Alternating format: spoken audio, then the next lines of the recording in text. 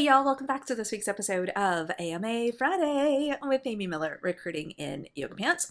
So I have been banging the old interview prep drum for a while now, and it's come up again in the past few weeks, which is interesting. I thought I made myself clear. Just kidding. But, in all seriousness, I have done a video on this before. I've got a blog post. It's actually one of the featured posts on the front page of recruitinginyogapants.com where I tell you all about Cliff, a candidate who cost me a big fat commission because he did not listen to my prep. Still mad. It's been like 20 years. Anyway. But I think we need to revisit it because there's been some interesting hot takes recently on social media. God, I miss the good old days before the internet was a big thing in recruiting. Anyway. Most notably, there was the individual who I'm not convinced is real, who said that you're slimy if you prep your candidates. That was not on my bingo card.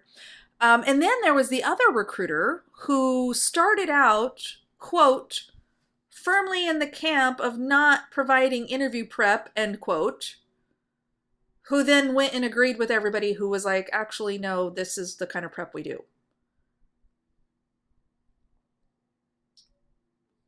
Are you gaslighting me? What are we doing? I don't understand. But in light of these experiences in the last couple weeks, I really feel, is it gaslit? Gaslighted? Gaslighted sounds more fun, but gaslit is probably the proper. Anyway, I don't want to get the grammar police after me and tell me that I'm not following the AP style guide because I say y'all too much. That happened. Create content, they said. It'll be fun, they said.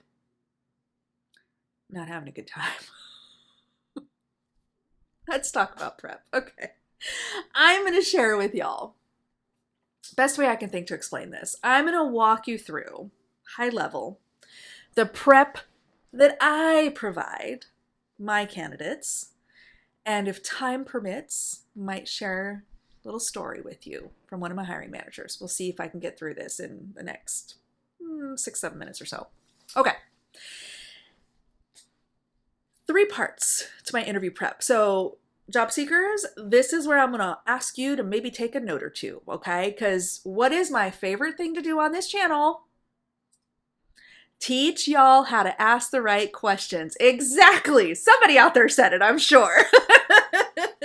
But I hope to leave you every week with a question you can ask, a concept that you can confirm, something you can verify on your own with the recruiters in your life, okay? That's the goal every week, is that we give you something to think about, hopefully the questions to ask. So maybe one of these 3 things you can turn into questions of your own.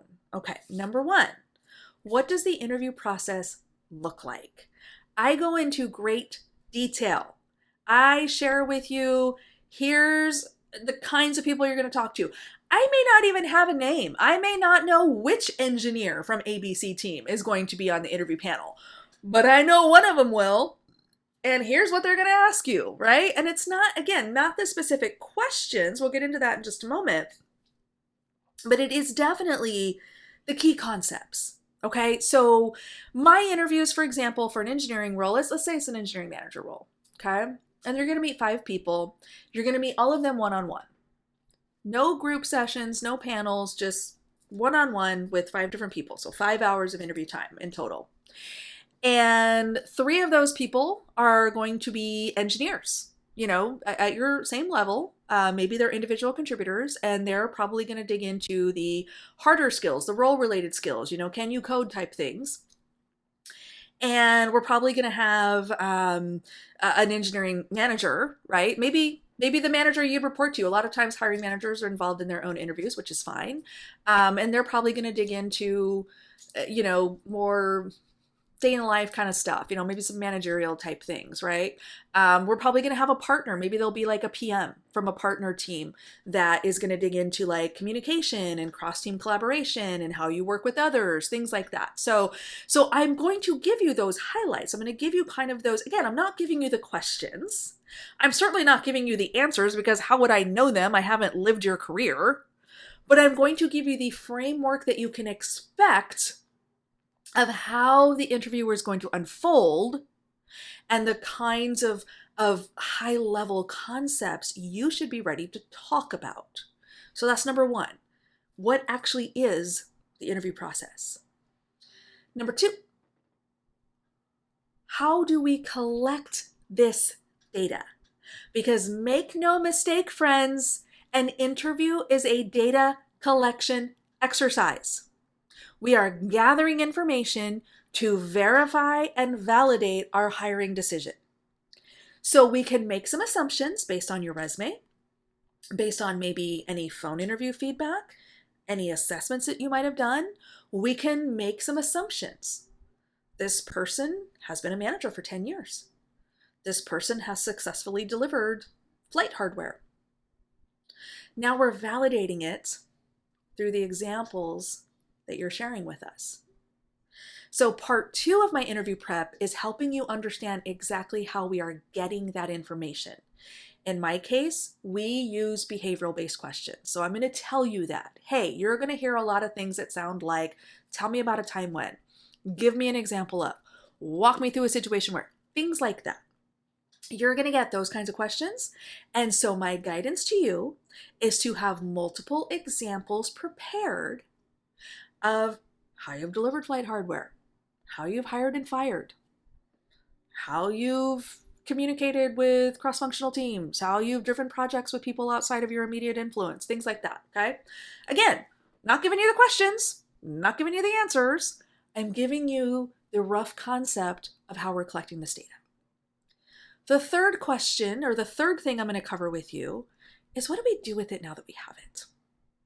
And I'm going to walk my candidates through, hey, here's how much weight we're putting on role-related or technical concepts.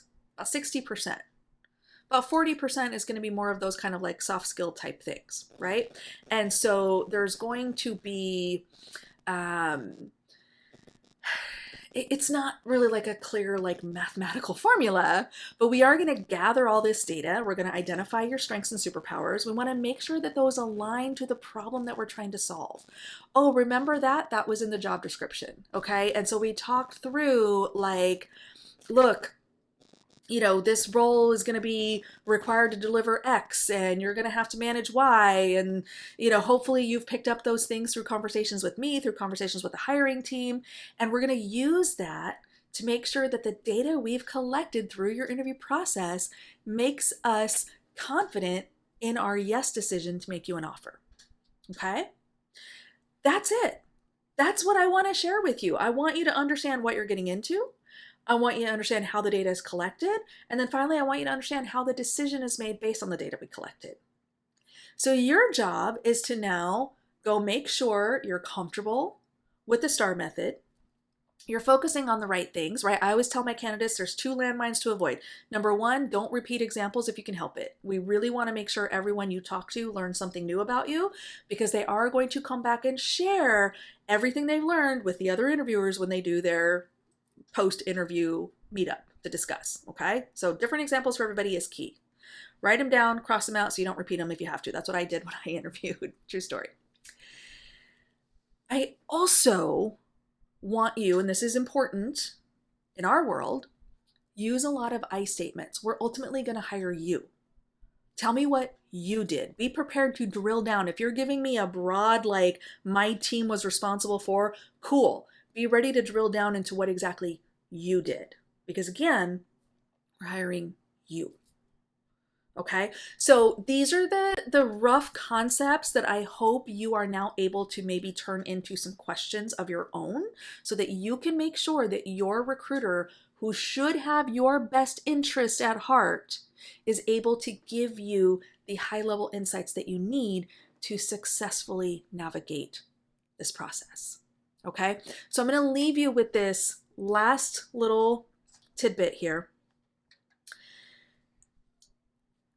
This is a message I received from one of my hiring managers. So this is someone who I originally worked with. I was their recruiter when they joined my organization years ago. I watched that person grow in role, move into a manager position, start building a team of their own. And I have been the recruiter for their team and have helped hire all the people on their team. And there's a lot. Years later, years of partnership, this is what I received from this individual. Not going to read you the whole thing, just the relevant part about prep. It reminded me about your recommendation for interview prep and how much time I put into interview prep for probably the first time ever. Your coaching call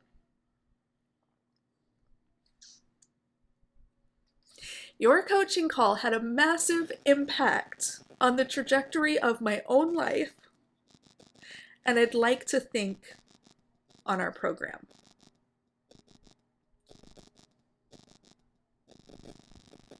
And they said some other nice things.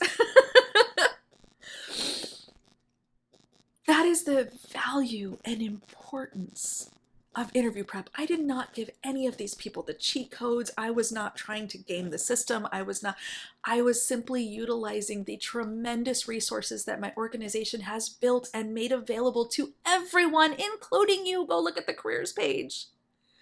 And I'm helping you see the value and importance of understanding how this process works.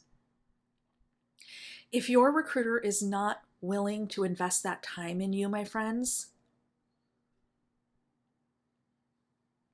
I'm sorry. That's all I got. I can't control other companies' processes. I can't control what other recruiters find important or valuable. This is a hill I'll die on. It is my responsibility to make sure that if I'm going to tell you to drive to Albuquerque, I'm going to make sure you got the keys, you got gas, you got snacks, you have what you need to get there safely and successfully. I'm not going to make the trip for you. Definitely going to tell you how to get there. All right, friends. I'm going to go cry now. Did not expect to get emotional again about that. I cried the first 17 times I read it. Should have known. But I hope that gave you some food for thought. I hope it gave you a starting point to kick off the conversation around prep with your recruiters. All right, friends. We'll see you next week.